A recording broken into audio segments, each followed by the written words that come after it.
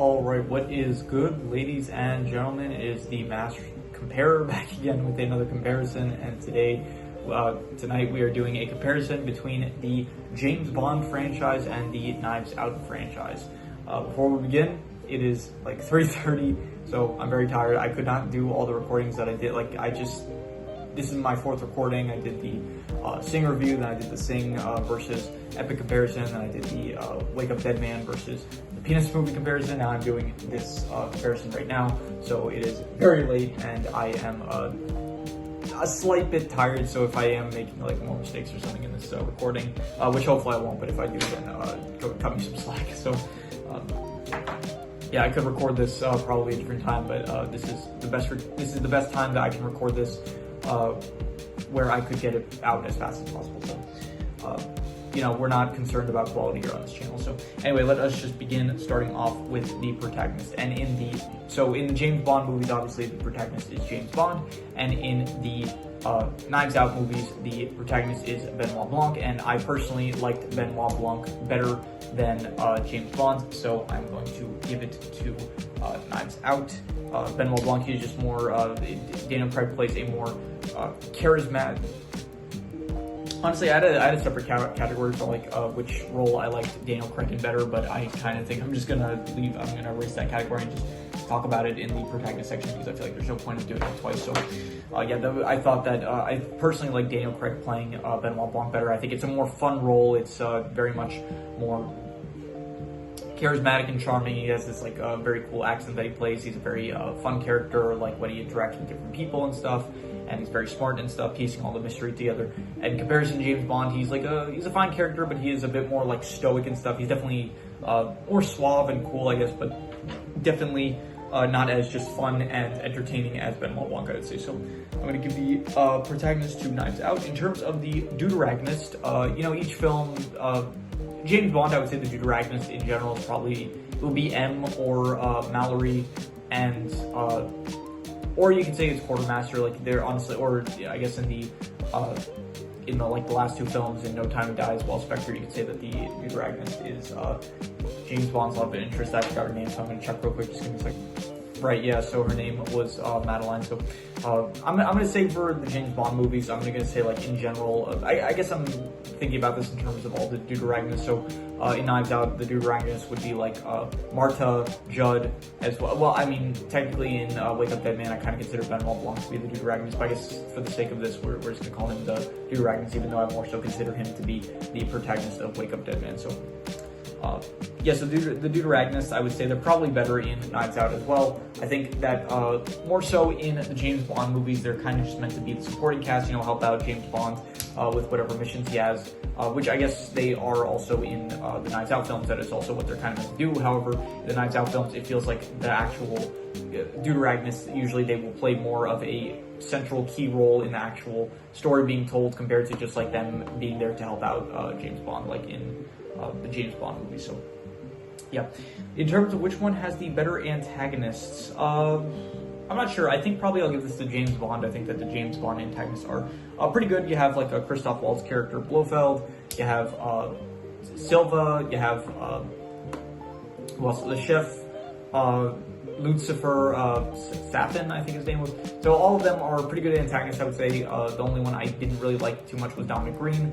A bit boring compared to the other ones. But yeah, definitely the antagonists are pretty good in James Bond. And in comparison, the Knives Out films, you have Ransom in the first film, you have Miles Braun in the second one, and you have in the third one, I feel like the antagonist is more so Wix, even though he's not the actual killer. It is Dr. Nat, along with the help of Samson. And Samson, actually, I think he wasn't really aware of what the plan was going on. So Samson is not really too much of a villain. He's just kind of going along for the sake of Martha, doing what Martha wants because he loves her. So so overall, I would say that the antagonists are probably better in the James Bond movies, because they are they're more villainous, they're more cunning and stuff, they're more they feel more villainous and stuff. And in Knives Out, they're kind of you don't really focus too much on the villainous aspects of the villains, because it's more so most of the movies trying to figure out who the villain actually is, and then finally you do find out who it is, and so you find out their motives and stuff, why they're doing it and stuff, and that's good. But I still think that just the James Bond villains have worked better, I'd say. So in terms of the side casts, I would say probably I like the Knives Out side cast better usually. I think that the Knives Out sidecasts are just more unique, I'd say, compared to the James Bond sidecast, where usually each film, it's like you bring back some characters that you've seen before. You see Q again, you see, well, M's, I think you would consider the dude Ragnus, but you see Q, you see Moneypenny, as well as, I don't know, some, just, each film has like a different set of sidecasts, but usually just, here Felix Leiter as well, he's another one. But they're not too they're memorable in the sense that they're just recurring characters throughout the franchise, but they're not that unique as the sidecast in whatever film it is in the James Bond movie. It's like they're just kind of helping out James Bond, kind of similar with the Dude Ragnus, where it's like they're not really playing a central role in the story compared to the Knives Out movies, where it does feel like each film, the sidecasts are very much a part of the actual movie itself, and they're not just there to like help out the protagonist. So yeah, definitely I would say the sidecast is better in the Knives Out movies. In terms of which one has the better settings, I'm going to give this to Knives Out. Once again, I do think that the Knives Out movies have very nice settings with the Thrombey estate in the first film, the Glass Onion Island area in the second film. I think that's like the best setting in the entire franchise. And the church in the third film, not as good as the first two, but I still think it is a very good setting. And in the James Bond movies, you know, you do have like nice settings. I would say definitely like you have some snowy areas, you have some desert areas in the second film, you have Silva's Island in the third film, as well as like some areas of the Britain, I guess, that you see. It's like it's nice, but I definitely think that just it feels more I don't know if iconic's the word, because iconic kind of means like you know, a while's past and like people talk about it greatly, but I would say the locations feel more memorable in Knives Out compared to in the James Bond films, where it's like a bit more generic. I'd say all the locations, the Skyfall Manor, that's another one. So all fine locations, but I'd say I more so like the Knives Out locations. So rules. The rules of the James Bond movies are that MI6 is, you know, very, like, they're the spy network basically, and there are villains that want to usually take down MI6 or gain power through opposing MI6 or whatever. Like, that's usually every movie. It's like MI6 needs to stop the villain and stuff. That's basically the rules of the James Bond movies. And the rules of the Knives Out films are basically, it's a classic detective mystery. So I guess the rules of detective mysteries, all that good stuff. So which, I can't really name any specifics, just the way that a normal detective story would operate, that's how a Knives film movie, I guess, operates, where you have suspects, you have Benoit Blanc coming in, he searches for clues and stuff, and by the end everything gets revealed and all that. So which rules did I like better? I don't really care for either, so I'm just going to give a point to both. Like, I can't really... Rules is always like an interesting category, because it's always like just... It's kind of meant to be there.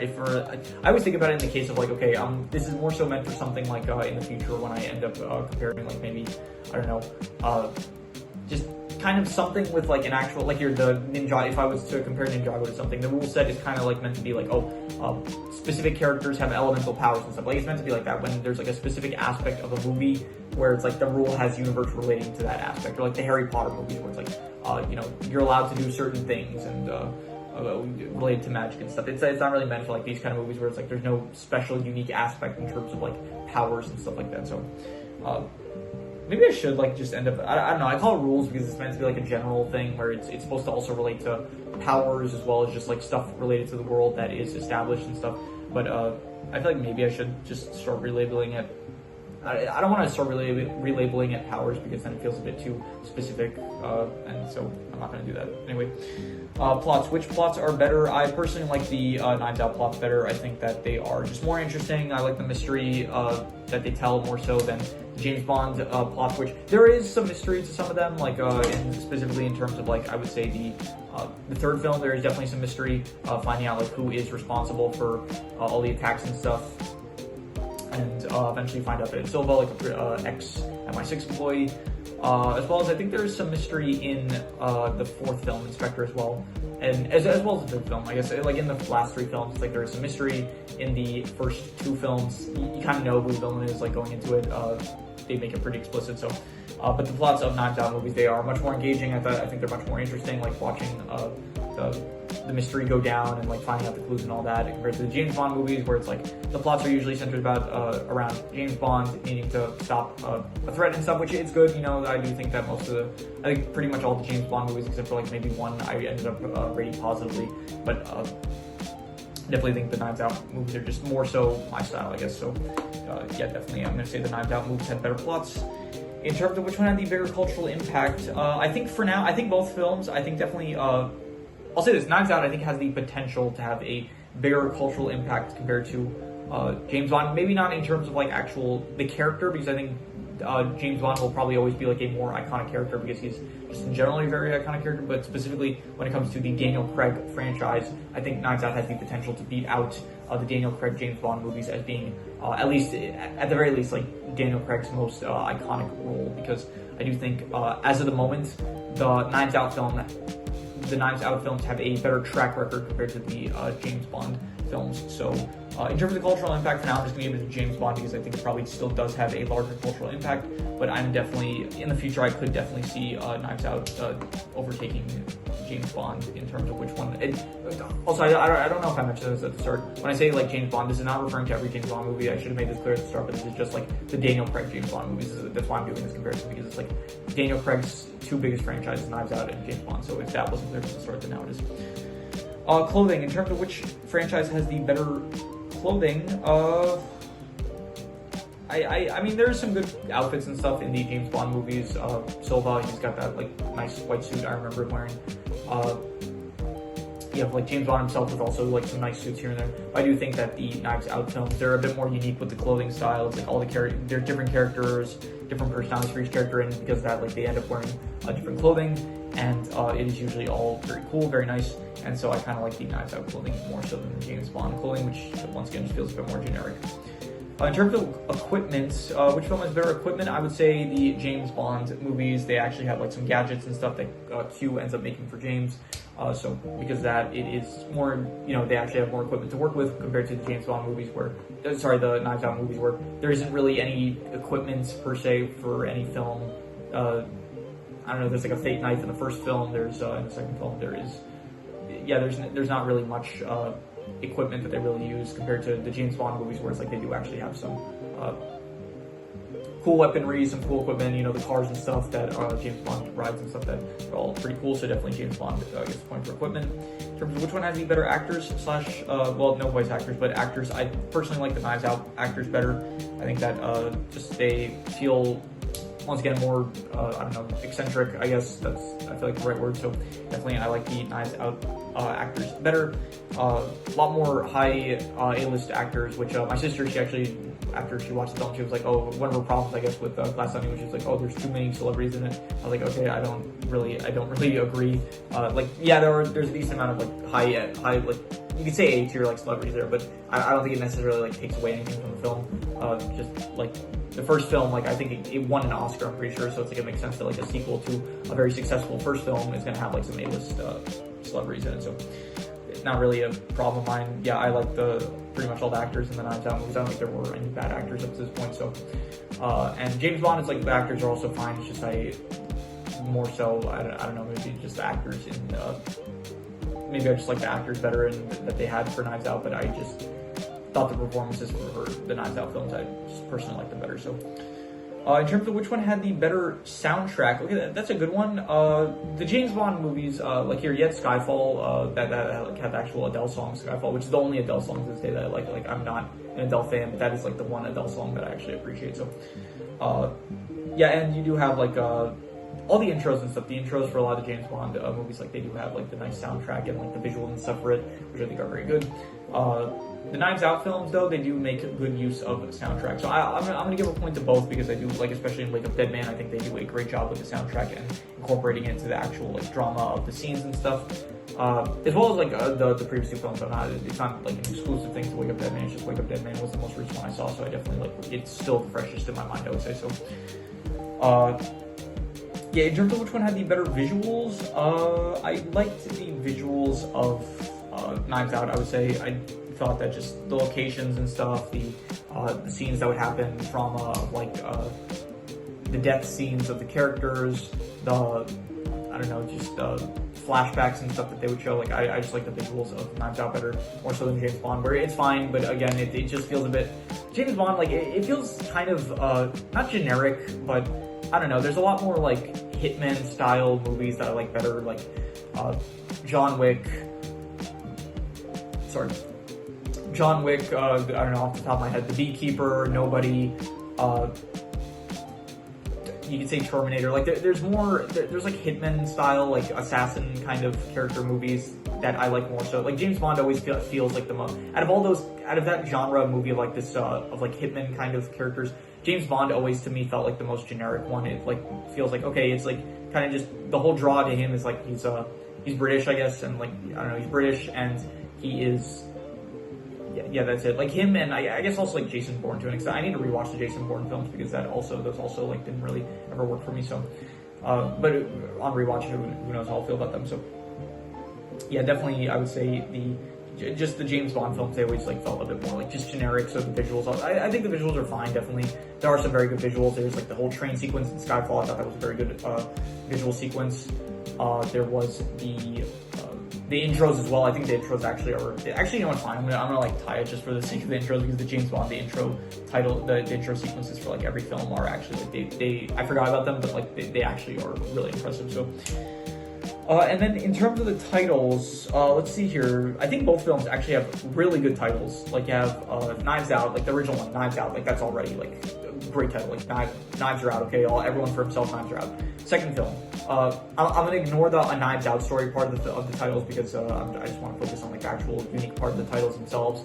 So yeah, Glass Onion, I think that's a very nice draw. It's like I hear that and then I think like, wow, okay, that's pretty unique. That's like I want to know what this is about. So that's great. Wake Up Dead Man, I think that's like another just great title, like Wake Up Dead Man. Like it sounds like it reminds me of like Cyberpunk where he's like Wake Up Samurai when Keanu Reeves says that. So I thought that was another great title. But then James Bond also has like really good titles for the films. Like you have the first one, Casino Royale. That's like automatically like that sounds cool, like Casino Royale.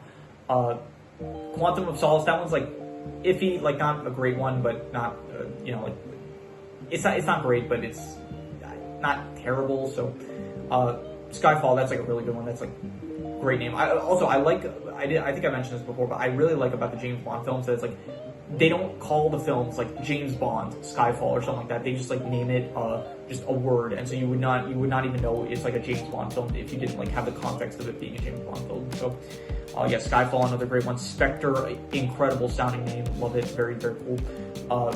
And then finally, No Time to Die. That's another not as good as like some of the single name ones like Skyfall and Spectre.